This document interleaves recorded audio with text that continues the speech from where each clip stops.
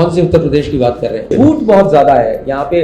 आम धारणा लोगों की ये बन चुकी है कि उत्तर प्रदेश तो में कायाकल्प हो गया। इनकी जो पब्लिसिटी मशीनरी है, किसी ने तो मुझसे कहा कि मोदी जी से भी ज्यादा है, और आज की डेट में इससे भी ज्यादा जल्दी हो गई इलेक्शन कराने की। जो अयोध्या में चोरी हुई, रुपया कहाँ है किसी ने नहीं पूछा, और उल्टा फिर से मांग शुरू हो गई कि लोग चंदा दें। और शाम को 5 बजे वही 1 लाख की जमीन जो है 10 लाख में ट्रस्ट को बेची। छोटा मोटा नहीं है। इस राम की आस्था के नाम पे आपने सब कुछ अपना निछावर कर दिया। वो लूटने वाले वही लोग हैं जो मंदिर के संरक्षक हैं।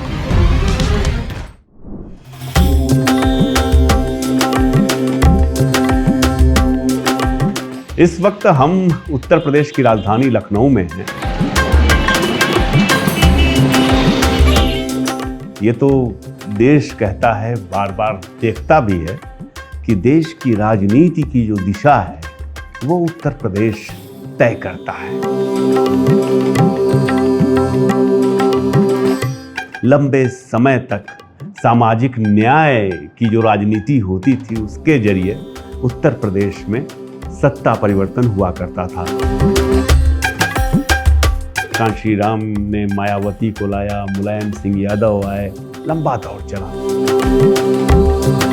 लेकिन पिछले 1 दशक से योगी आदित्यनाथ उत्तर प्रदेश के मुख्यमंत्री हैं और भारतीय जनता पार्टी की सरकार बनी है। लोगों की सोच बदली है, आम जनमानस वोटिंग का ट्रेंड बदला है, बहुत कुछ जमीन पर बदला है। अब जबकि चुनाव फिर सामने है, लोग कह रहे हैं कि पॉसिबिलिटी इस बात की है कि नवंबर में ही विधानसभा चुनाव हो जाए।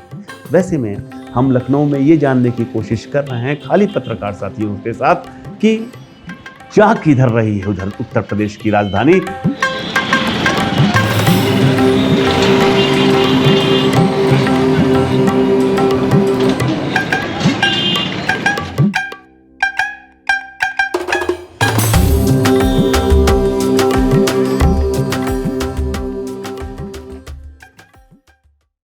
साथियों नमस्कार।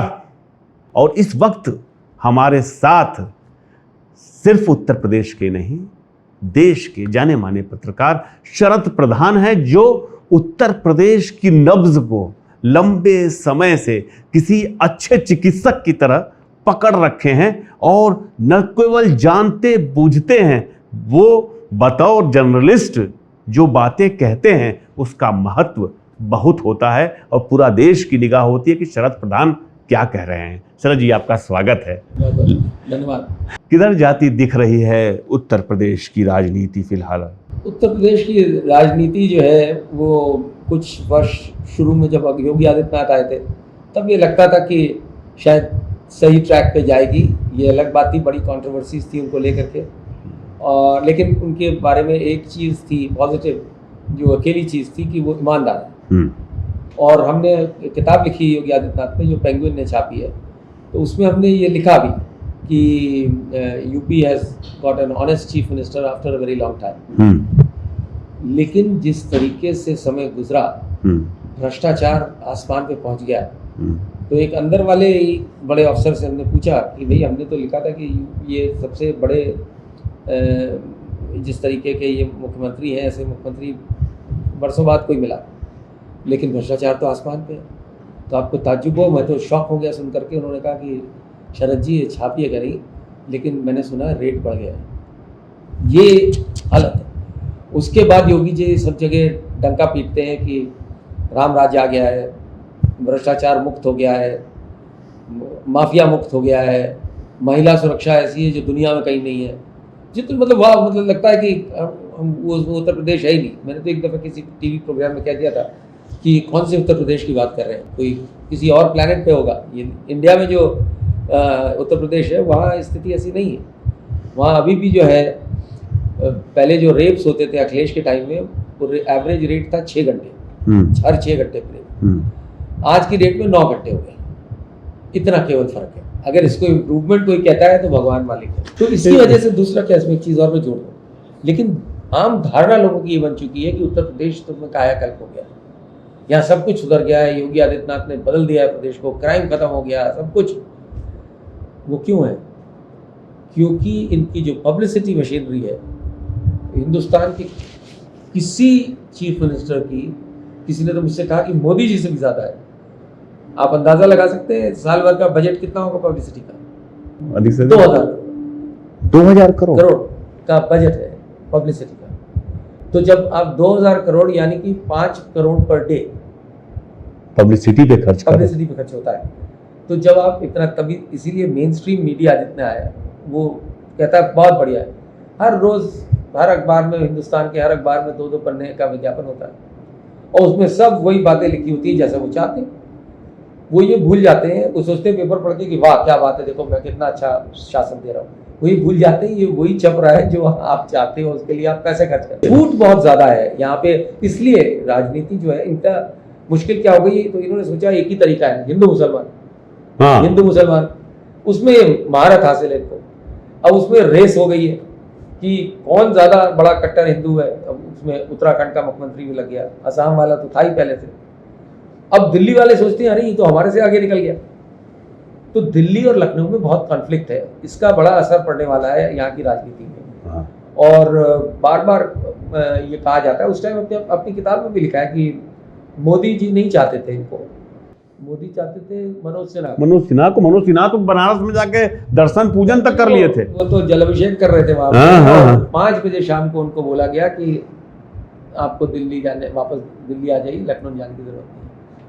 तो ऐसी सूरत में शुरू से इन्होंने शायद ये सोचा था दिल्ली वालों ने कि उस टाइम ये हुआ कि किसको बनाए।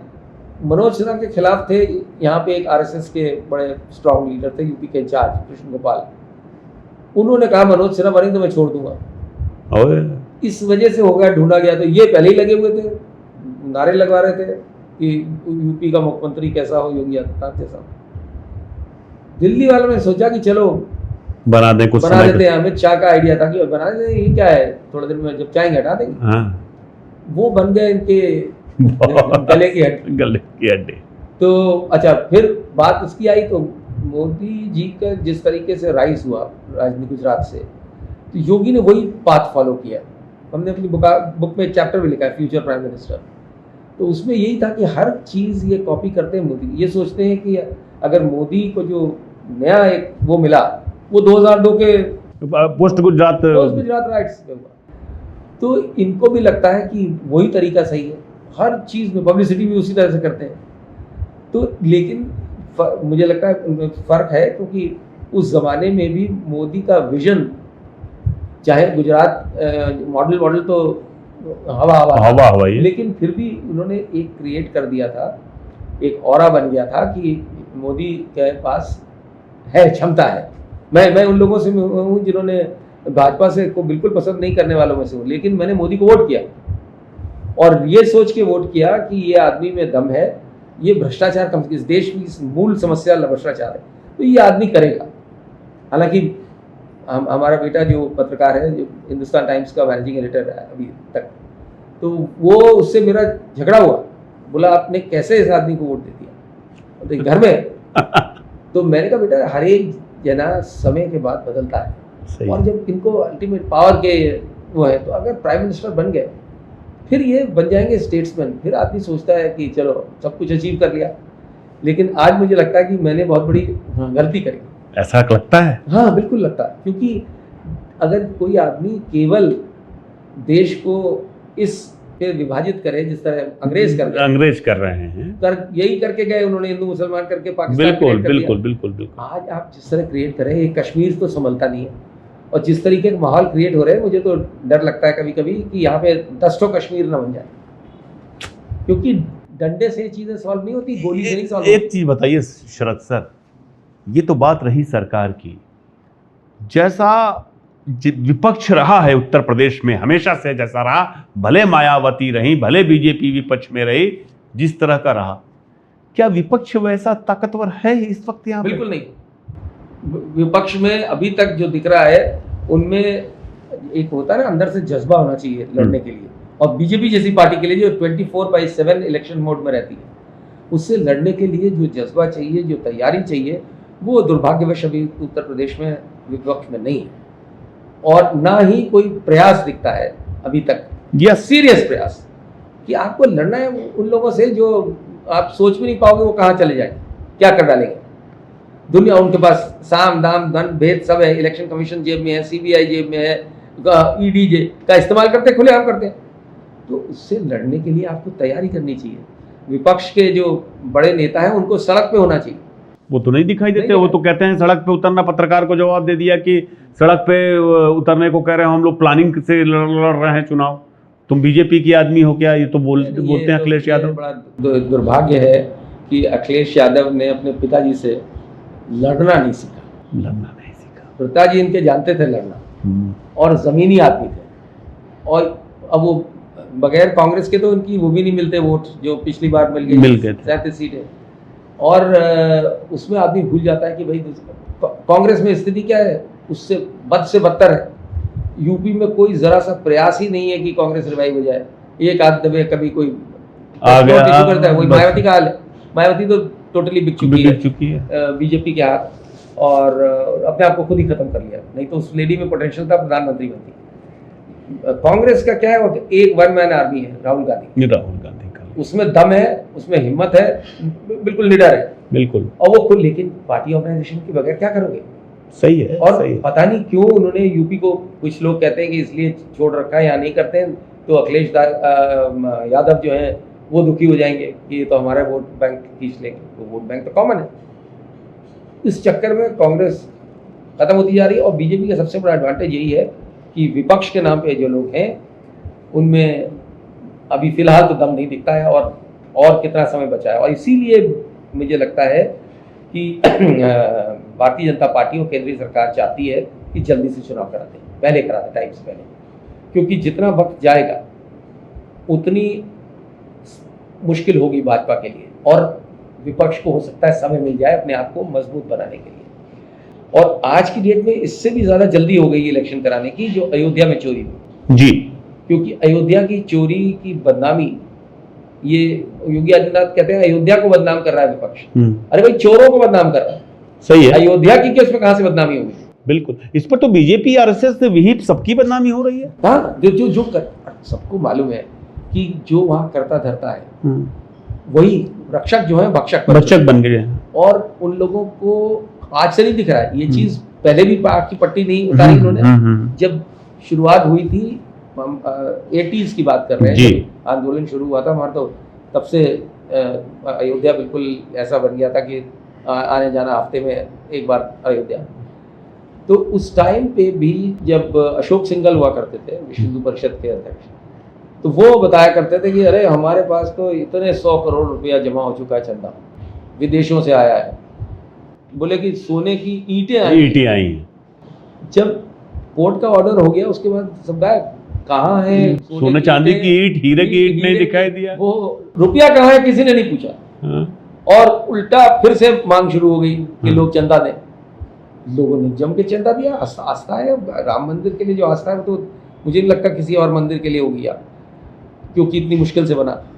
तो वो पैसा इन्होंने जमा किया और फिर हुआ कि कंस्ट्रक्शन कराया जाए। कंस्ट्रक्शन में भी एक चीज मैं बताऊंगा जो लोग नहीं जानते हैं, इसका मॉडल बरसों से वहां बना रखा था। सोमपुरा, क्या नाम है उनका पूरा, जो सोमपुरा करके वहां राजस्थान के। एक टाइम आया जब ये लगता है 2000 में या समथिंग अनाउंसमेंट हुई बाकायदा कि सारे पत्थर तराश दिए जा चुके हैं। पहले तो हुआ था एक मंजिल के हुए, फिर हुआ कि दूसरी मंजिल के भी हो गए। सारे पत्थर तराश के तैयार है, वहां रखे। और कार से हम लोग जाते थे, देखते थे। लेकिन और उनका दावा ये था उस टाइम पे कि हम 3 महीने में मंदिर खड़ा कर देंगे, हमारा सब कुछ तो इंतजाम है। अच्छा, उसमें कोई सीमेंट और वो तो लगाए, चूना लगा, बिल्कुल। तो उसमें क्या कह रहा था, स्लॉट्स बना दिए जाते, तो एक से दूसरे में फंसा देते। वो एक कंस्ट्रक्शन की तरीका है, उसमें अर्थक्वेक प्रूफ होता है जी। तो उसमें सीमेंट का इस्तेमाल। लेकिन फिर पता नहीं क्या हुआ कि इनको बरसों लगे, अभी भी इनकम्प्लीट है। और इनकम्प्लीट मंदिर की प्राण प्रतिष्ठा कर दी। तो वो पूरा मंदिर के जो नाम पे जितना खेल हुआ, क्योंकि जमीनें, सेकंड चोरी, पहली तो चोरी वो वाली जो पता ही नहीं किसी को। उसके बाद जब जमीन की चोरी, जमीन में क्या किया लोगों ने, जो ट्रस्ट के लोग थे उनमें ये अनिल मिश्रा, चंपत राय, गोपाल राव, सब है। तो इन लोगों ने, कई में से या इनके रिश्तेदारों के नाम से इन्होंने कोई ज़मीन खरीद ली, फर्ज कीजिए लाख रुपए की ज़मीन खरीदी जी, उसी शाम को, ये रिकॉर्ड में है सब, उसी शाम को 5 मतलब सुबह खरीदी 9-10 बजे रजिस्ट्री हुई और शाम को 5 बजे वही 1 लाख की ज़मीन जो है 10 लाख में ट्रस्ट को बेची। छोटा मोटा नहीं है, 10 गुना 20 गुना दाम पे बेची। उसमें सब बन गया रईस। और किसको लूट रहे? मंदिर को लूट। कोई कार्रवाई नहीं हुई। मेन स्ट्रीम चैनल में तो चलता नहीं, यूट्यूब में खूब चला, सोशल मीडिया में चला, लेकिन कोई कार्रवाई नहीं करी गई। उसमें भी यही कहा गया विपक्ष बदनाम कर रहा है। अरे भैया, लूट हो रही है तुम्हारे घर में, तुम बोल रहे हो विपक्ष बदनाम कर रही है। इसमें इतनी हिम्मत होनी चाहिए कहने की कि हाँ चोरी हुई है, हम साले को छोड़ेंगे नहीं, छोड़ेंगे।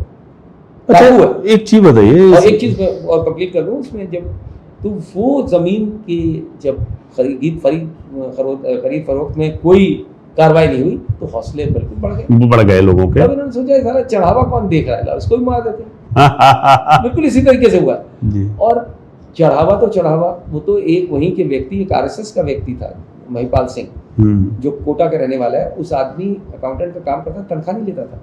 वो बिल्कुल कमिटेड आरएसएस जी, और बोला नहीं मैं सेवा कर रहा हूँ। उसने जब पकड़ी चोरी तो उसको तो बोला कि आप छुट्टी पे चले जाइए, और फिर चिट्ठी लिख के भेज दिया कि अब आपकी आवश्यकता नहीं। अब ये क्या दर्शाता है?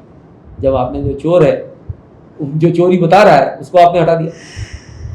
फिर वो तो पैसा चढ़ावे में चढ़ता है, जो चढ़ावे में सोना चांदी हीरे लोग चढ़ाते हैं, गरीब आदमी, गरीब औरतें मैंने देखा है कान के बुंदे उतार के रख देती, कुछ नहीं है तो चूड़ी निकाल के रख देती, उसका कोई हिसाब किताब नहीं।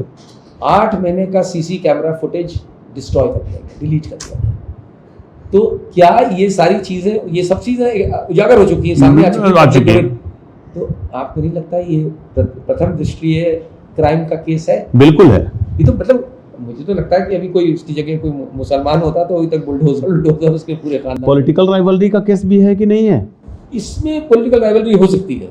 दिल्ली इस पर लोग विचार नहीं कर रहे हैं, लेकिन पॉलिटिकल राइवलरी हो सकती है। प्रोग्राम में तो मैंने ये चीज कही थी कि इसमें दिल्ली लखनऊ का जो टशन है वो भी हो सकता है। इसीलिए अच्छा, कोई भी जगह एसआईटी तब बनाते हैं जिस केस में, उसमें जो मैंने इतने वर्षों में देखा है, मुझे 48 साल हो गए कि जब भी एसआईटीज बनी, कोई भी सरकार हो या कोई जुडिशियल कमीशन बनाया जाता है रिटायर्ड जज का, उसका मकसद होता है मामले को ठंडे बस्ते में डालना, और जिनको आपको बचाना है आप बचा लेंगे।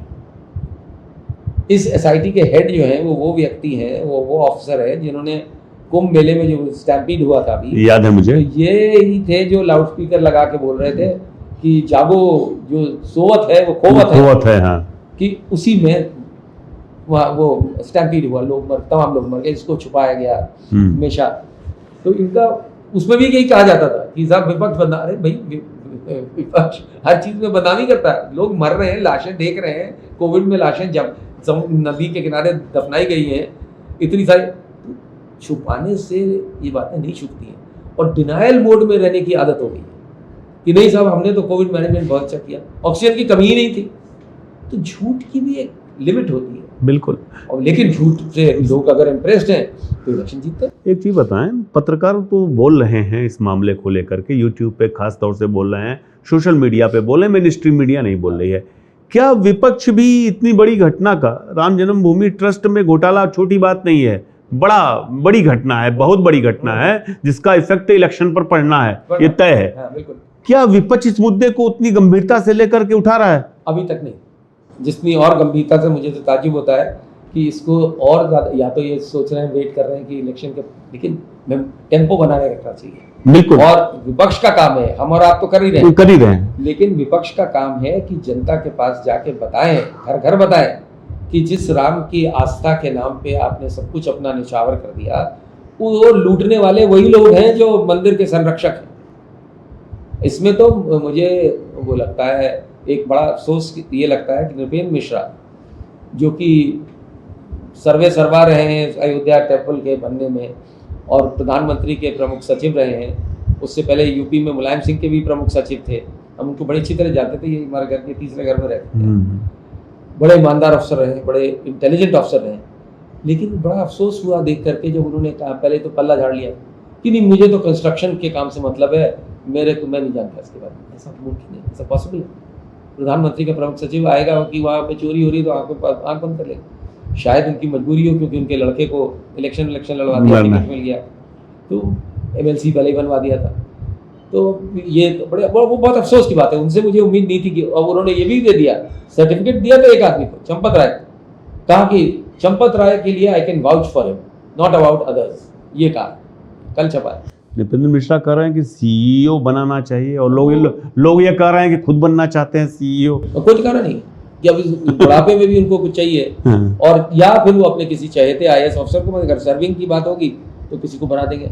तो क्या IAS अफसर जो वैसे ही इतनी लूट मचाते हैं, अरे ट्रस्ट में कमेटी में बड़े जिसको CBSE का चेयरमैन बनाया है वो भी इस ट्रस्ट में है, प्रशांत लोखंडे। अच्छा वो भी है? हाँ यस, संजय प्रसाद है इसमें।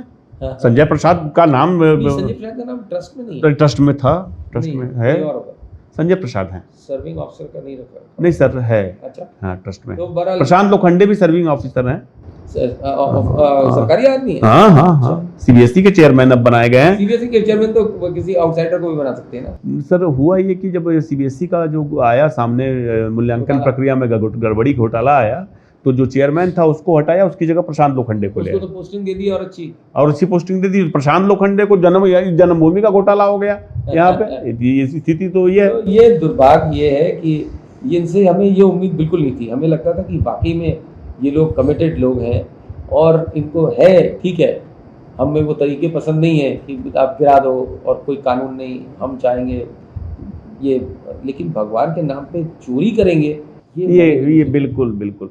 अखिलेश यादव कितने डरे हुए हैं, और योगी आदित्यनाथ अपने भविष्य को लेकर के कितना ज्यादा है, बहुत चिंतित हैं योगी आदित्यनाथ, क्योंकि हर वक्त उनके सर पे तलवार लटकी रहती है। दिल्ली वाले, और वो झगड़ा सक्सेशन का है कि मोदी के बाद कौन, तो उसमें योगी आदित्यनाथ ने इसीलिए मोदी का पूरा ट्रैक फॉलो किया है, वही तरीके अपनाए हैं। तो उन्हें लगता है कि मुझसे ज्यादा बड़ा हिंदुत्व का हीरो चैंपियन कौन है, मैं तो भगवाधारी हूँ, मैं तो जीता जागता हिंदुत्व हूँ। अमित शाह को लगता है कि मुझसे ज्यादा क्लोज मोदी के कौन है, तो अधिकार मेरा है। ये बड़ा भारी कॉन्फ्लिक्ट है, तो दोनों में बिल्कुल बनती नहीं है, और उनका दिल्ली वालों का बस नहीं चलता है, नहीं तो इनको बदल दिए होते, बिल्कुल बदल दिए होते। उनका अब ये भी इंटरेस्ट है कि भाई उनको चाहिए भी ये आग उगलने वाला मुसलमानों के खिलाफ, क्योंकि इनकी पॉलिटिक्स ये नहीं है कि हिंदुत्व जो है, हिंदुत्व को बढ़ावा दो, बिल्कुल, तो अच्छी बात है। इनकी ये, जब तक आप असली हिंदू तब है जब आप मुसलमान को गाली दें। इनके हिंदुत्व में और दूसरे के हिंदुत्व में ये फर्क है, तो उसमें उनको सूट भी करता है। लेकिन मुझे बार बार लगता है कि इस चुनाव आने से पहले ये कोई ना कोई तरीका ढूंढेंगे कि इनको रन डाउन कर सकें योगी दिल्ली वाले, कोई ऐसा तरीका। तो और ये जिस तरह से यहाँ चोरी उजागर हुई है, तो कुछ भी हो सकता है, और बड़ा राजनीति में उथल पुथल तभी आएगी। और जल्दी इलेक्शन की बात ये इसलिए भी सोच रहे हैं, मुझे अब ज़्यादा लगता है कि चोरी का जितनी पब्लिसिटी होगी, धीमे धीमे लोगों की जो एक नफरत, देखिए आम जनता जब एक दफ़े सोच लेती है, फिर कोई नहीं उसको चाहे, फिर आप कितना भी लालच देते रहिए, बताते रहिए कि अरे भाई हमें रक्षक, बोले कहाँ रक्षक नहीं, तुम्हारे नाक के नीचे लूट हो रही है।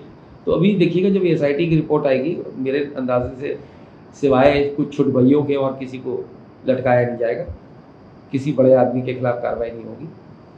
और होगा साहब, देखिए तो SIT आ गया, क्या मतलब है, और जांच पड़ताल की क्या मतलब, कोर्ट में कोई जाएगा तो कह देंगे साहब क्या जरूरत है कोर्ट में, कोर्ट कहेगा कि SIT की जांच तो आ चुकी है, तो पूरी देशबंदी है। क्या ये पॉसिबल है क्या कि ये योगी आदित्यनाथ को तो हटाना चाहते हो, लेकिन चाहते हो कि UP में BJP की गवर्नमेंट है?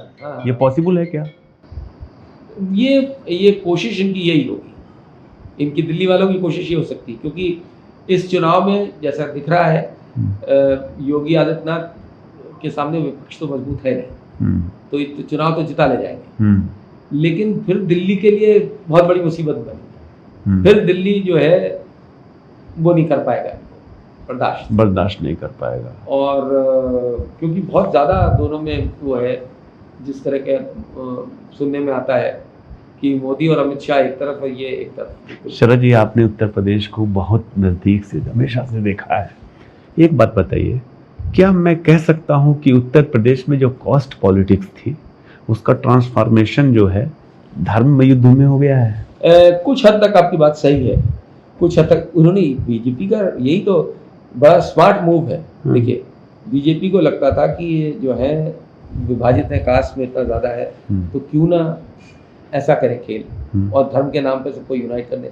तो कुछ एक्सटेंट तक कर पाए हैं, लेकिन अभी भी वो स्टेज नहीं पहुंची है कि टोटली उसको रिप्लेस कर दे रिलीजन पॉलिटिक्स, क्योंकि अभी भी जो है बहुत सी कास्ट, खासतौर से पिछड़े जाति के लोग, वो अभी भी बहुत डिप्राइव्ड है। दलित, क्योंकि मायावती खत्म हो गई तो दलित का वोट भी इधर उधर भागने को रहता है।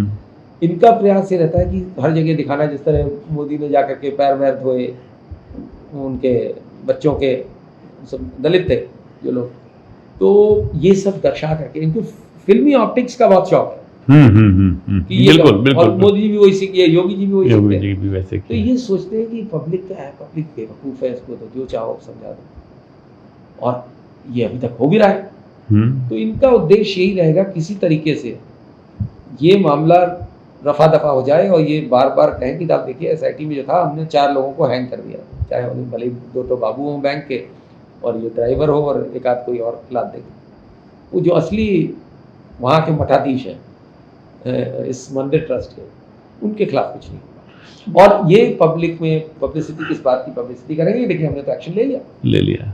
उसको विपक्ष कितना उसको अपोज कर पाता है, ये डिपेंड करेगा कि अगर विपक्ष जमीन पे उतर करके घर घर जा करके ये मैसेज दे कि ये जो लूट है ये उन्हीं लोगों द्वारा की जा रही है जिनको इंचार्ज बनाया था उस मंदिर की रक्षा करने के लिए, जिस मंदिर से करोड़ों करोड़ों लोगों की आस्था जुड़ी हुई है, जो अपना सब कुछ न्यौछावर करने को तैयार रहते हैं उस मंदिर। ब्यूरोक्रेसी का कितना डिग्रेडेशन हुआ है, क्योंकि लोग ये कहते हैं कि उत्तर प्रदेश को ब्यूरोक्रेट्स चला रहे हैं, और अगर ऐसे चला रहे हैं तो आश्चर्य आपको होता है कि नहीं? ब्यूरोक्रेट्स में देखिए, अब अच्छे ब्यूरोक्रेट्स बहुत कम रह गए। ये भी एक दुर्भाग्य है, क्योंकि भ्रष्ट तो हमेशा होते थे। मैंने 2 भ्रष्ट चीफ सेक्रेटरीज के खिलाफ PIL करी थी, दोनों जेल गए। 2 ऐसे मुख्य सचिव थे, भारत के इतिहास में कभी नहीं हुआ। और उन दोनों को IAS एसोसिएशन ने महाभ्रष्ट इलेक्ट किया था। विजय मिश्रा जी, क्या नाम? विजय शंकर पांडे जी, उन्होंने चलाया था अभियान। और फिर अखंड प्रताप सिंह बने चीफ सेक्रेटरी मुलायम सिंह के टाइम में, हमने उनके खिलाफ PIL करी, एज एन इंडिविजुअल करी, सुप्रीम कोर्ट में करी, हटा दिया था। और फिर केस उनका CBI, फिर मैंने CBI की जांच करवाई, मेरी कंप्लेंट जी। फिर उसके बाद उन्होंने थोड़े दिन 2 बार अच्छे ईमानदार अफसर बनाए, फिर नीरा यादव को बना दिया। बताइए। तो नीरा यादव के खिलाफ फिर मुझे PIL करनी पड़ी। और मतलब सोचिए, दोनों महाभ्रष्ट दोनों बना दिए गए चीफ सेक्रेटरी। ये तो इस देश प्रदेश में चोरी की कोई लिमिट नहीं। आज की डेट में जो जितने भी बाबा कितना भी बोलते रहे कि भ्रष्टाचार मुक्त, बाबा की स्कीम ऑफ थिंग्स में या तो बाबा के कंट्रोल में नहीं है। कई ऐसे डिपार्टमेंट्स हैं पैसे खाने वाले, जहां महा से महाभ्रष्ट, अब सब नीरा यादव और AP सिंह को पीछे छोड़ देंगे, महाभ्रष्ट लोग बैठे हुए हैं और उनके खिलाफ, और बाबा उनके खिलाफ कुछ नहीं करते। बाबा कई बार मतलब कायदे से उनको इन्फॉर्मेशन रखनी चाहिए। जो डकैत अफसर है उसको बोलते हैं बहुत अच्छा अफसर, सारे मतलब IAS कम्युनिटी में मालूम है कि अरे ये तो डाकू।